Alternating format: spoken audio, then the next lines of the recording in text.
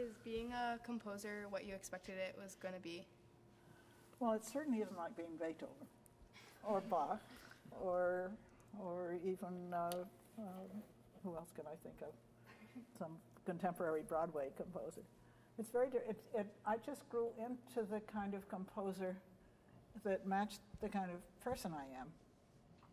And I'm a very practical person, and I'm also a mother, and I'm also a cook.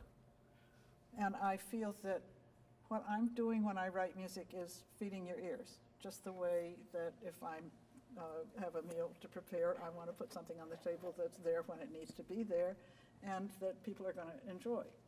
And if it's going to be a big feast like Thanksgiving or Christmas or something like that, then you plan way ahead and you do all kind of fancy things.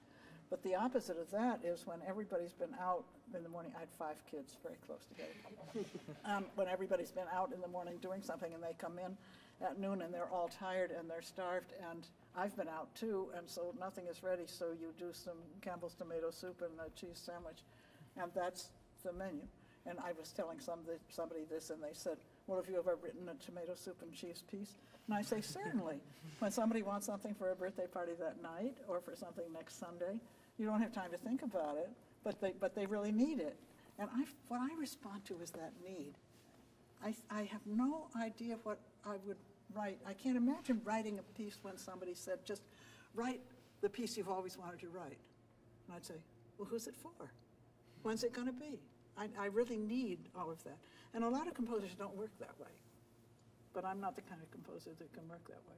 So I've made my life to be, and I didn't know this was going to happen when I started, I made my life to be earning my living doing what I absolutely love to do, and that's making music, rehearsing, learning, teaching, composing, arranging. I don't draw any difference between those. And I describe myself as a composer and conductor and teacher.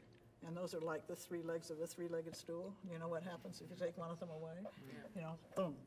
Yeah, so I want to keep doing 3, and I want to keep writing different pieces that people need. So I'm writing for children sometimes, and for professional choirs sometimes, and for voices and instruments sometimes.